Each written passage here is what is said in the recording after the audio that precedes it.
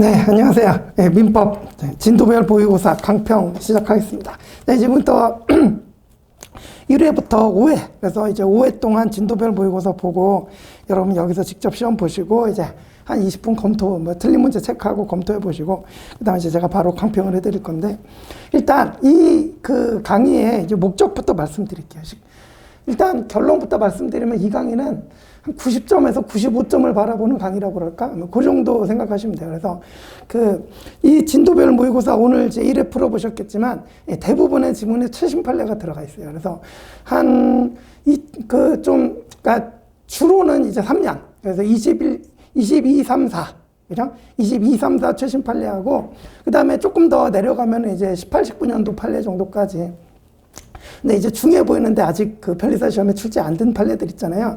그런 것들이 이번에 5회 모의고사 보는 안에 다 들어가 있을 거예요. 그래서 한 3년 정도 그 최신 판례는 다 문제로 좀 녹여놨다 이렇게 생각하시면 돼요. 그래서 이제 여러분들 수준 되면은 그 기출문제나 포인트 객관식이나 OX 지문집 요 정도는 여러 번 해독이 돼서 거기 내용들은 다 안다고 생각하고 그죠? 이제 거기에 이제 없는 추가되는 최신 판례들에 대한 문제 요거에 대한 대비를 해보자. 요게 이제 지금 요 모의고사와 강의의 목적이란 말이죠. 그래서 이것까지 잘 맞추면은 이제 좀 기본적인 기출 문제들에서 나오는 거 맞추고 요거까지 맞추면은 그러면 이제 고득점이 좀 나오겠죠, 그죠? 그래서 일단 강의의 성격을 이렇게 말씀드리고 그러다 보니까 혹시 작년에 진도별 모의고사 수강하신 분들이 계실 수 있어요. 작년에도 수강하시고 올해 또 수강하시는 분들이 계실 텐데 양해의 말씀을 미리 드리자면 중복 지문이 매우 많을 수밖에 없습니다. 왜냐하면 아직도 출제되지 않고 출제 가능성 있는 지문들 같은 거는 이제 올해 이제 하시는 분들을 위해서 또 이제 다뤄야 되기 때문에 이 안에 모의고사에 넣어야 되기 때문에 그래서 작년 진도별 모강하고는 이제 중복 지문이 좀 많을 수밖에 없다. 그 양해 부탁드리고 대신에 이제 올해 24년 판례 있잖아요. 지난주쯤에 제가 강의했던 것 같은데 거기 이제 24년 문제들이 추가가 돼 있어요. 그죠? 그래서 그렇게 이제 좀 생각해 주시면 되겠습니다. 그죠? 그래서 이 강평도 기본적인 문제 다 풀어드릴 수는 없고 그래서 강평도 제가 이제 출제가 유력하다고 생각하는 최신 판례 위주로 한 번씩 더 짚어드리는 이런 방식으로 강평을 하겠습니다. 자, 그러면 이제 서설은 요 정도 하고 이제 본격적으로 가보시죠. 자, 1번 보시면 의사능력 문제가 이제 유력합니다. 왜냐하면 최신 판례 이렇게 두 개 나왔기 때문에. 그래서 이제 1번에 4번 지문 보시면 지적장애를 가진 사람이 장애인 복지, 좀 단순한 판례예요. 지적장애를 가진 사람이 장애인 복지법령에 따라 지적장애인 등록을 하지 않았다. 그러니까 이런 등록 절차 이런 게 있겠죠. 그죠? 그리고 등록 기준을 충족하지 못했다 그러면, 그러면 그냥, 의사능력 있는 거 아니냐? 그죠? 아니죠. 그죠? 이 기준이 의사능력의 기준은 아니잖아요. 그죠? 그래서 등록을 하지 않았다거나 등록 기준을 충족하지 못했다 하더라도 민법상, 그죠? 사법상 의사능력이 없을 수 있단 말이에요. 그죠? 그래서 충족하지 못했다고 해서 의사능력이 있다고 단정할 수 있다. 틀립니다. 그죠? 요거 이제 간단하게 하나 챙겨두시고. 자, 그 다음 이제 5번 질문은, 이거는 사실은 기존의 통설의 내용인데 판례가 없다가 이제 판례가 명시적으로 얘기를 했죠. 그래서 의사무능력자 법률에 있어서 입증책, 행위의 부여를 주장하는 자가 의사능력이 있었음을 증명해야 된다. 그죠? 이거는 판례로 이제 22년에 명시가 됐다. 그죠? 이렇게 챙겨두시고. 그 다음 이제 2번 보시면, 이제 관습법의 경우인데 좀 잘 아시다시피 이제 관습법도 이제 헌법을 비롯한 전체 법질서에 반하거나 이렇게 되면 이제 관습법의 효력이 부정되잖아요. 그래서 3번 질문은 이제 22년 판례인데 우리 관습상 법정지상권. 이게 한번 전원합의체에서 이제는 필요 없고 이제 바뀌어야 된다 이렇게 이제 논의가 나왔었는데 아시다시피 결론은 유지입니다. 그래서 지금 3번 질문은 반대 의견. 그러니까 이제 폐지하자는 관습상 법정지상권 폐지하는 반대 의견에 따른 지문이기 때문에 이렇게 나오면 틀린 지문이 되는 거예요. 그래서 한번 틀립니다. 그죠? 그래서 관습상 법정지상권 맨 밑에 전체 법질서에 부합하지 않으므로 이제는 법적 규범을 효력 인정할 수 없다. 틀렸다. 그죠? 만약에 이대로 바뀌었으면 여러분 우리 책에서 관습상 법정지상권 싹 빼버려도 되는데 그죠? 아쉽게도 유지됐다. 그죠? 그래서 여러분 요거 유지되었다. 요거 하나만 체크해 두시고 별건 아니죠. 그 다음에 이제 4번 지문인데 우리 헌법에 남녀평등 원칙 있잖아요. 그죠? 남녀평등은 좀 엄격합니다. 그래서 남녀평등하거나 이래버리면 이거 관습법 효력 부정되는 거 아시죠? 그죠? 그래서 23년에 이제 또 부정한 판례 하나 나왔습니다. 그래서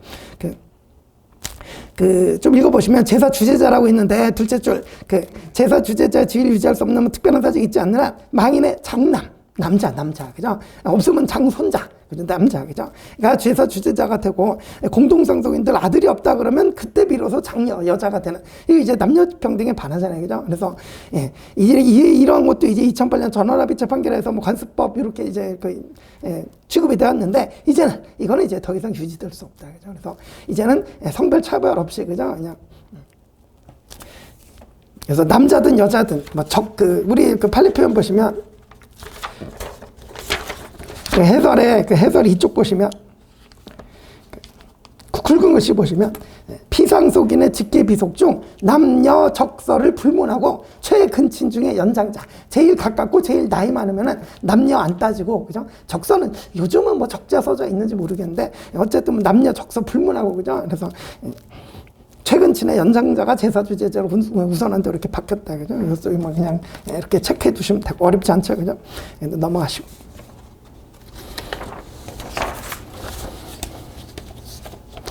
그 다음에 3번 보시면, 3번 이제 5번 지문 보시면 되겠네요. 21년 판례인데. 자, 이것도 이제 뭐 그 양념 지문 정도로 하나 출제될 만하죠. 그래서 피성년 의견이나 피한정 의견이 될 사람의 정신 상태를 판단할 때 법관이 판단하잖아요. 그죠? 네, 법원에서 법관이 판단합니다. 법관이 성년 의견 게시하거나 안 하거나 그러잖아요. 그죠? 이때 반드시 의사의 감정을 거쳐야 되냐? 그죠? 애매하죠. 그죠? 이런 거 남기를 좀 하셔야 돼요. 그죠? 우리 판례는 의사의 감정을 거칠 필요는 없다는 거죠. 그죠? 그래서 피한정 의견에 될 사람의 정신 상태를 판단할 만한 다른 충분한 자료가 있는 경우라면 가정법원은 의사의 감정이 없이도 성년 의견이나 한정 의견 게시할 수 있다요. 그래서 없다 틀린 점을 만들어놨는데 이건 이제 체크해 두시고 간단하게 이런 거 출제될 수 있겠죠, 그죠? 자, 그 다음에 이제 4번 가시면 4번은 이거 나름 중요해 보여요. 이제 그 잘 나오던 부분이기도 하고, 그 2, 3, 4번인데, 이건 이제 2024년 최신 판례에 반영한 문제예요. 그죠? 그래서 이 4번은 좀 잘 챙겨주시죠. 그래서 2번 지문은 뭐 여러분 너무나 잘 아시는 그 이사의 해임 사유 1단계, 2단계, 3단계. 그죠?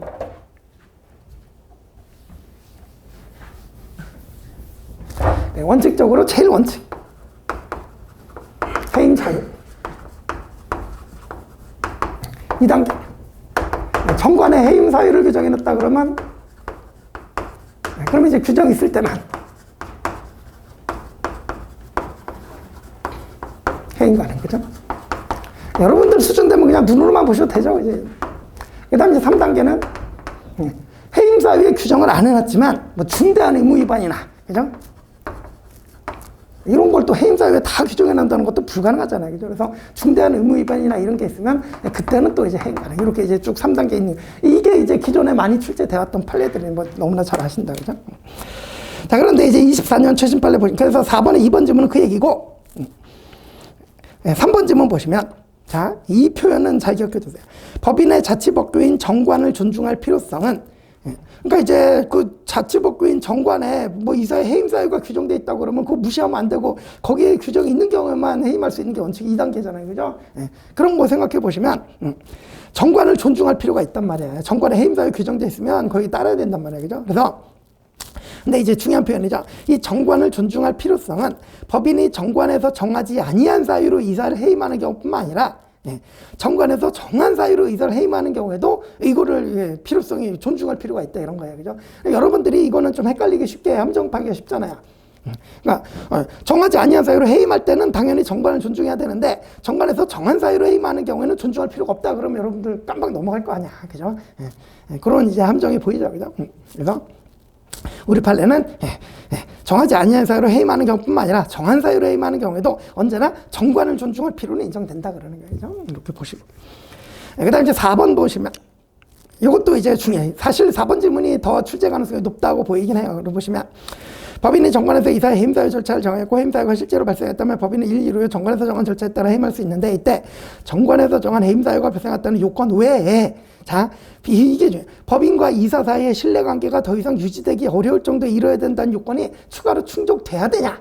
요거는 중요한 쟁점 같아요. 그죠? 우리 판례는 필요 없다 그랬어요. 그래서 정관의 해임 사유로 규정돼 있으면 그냥 규정돼 있으면 해임할 수 있는 거지. 그죠?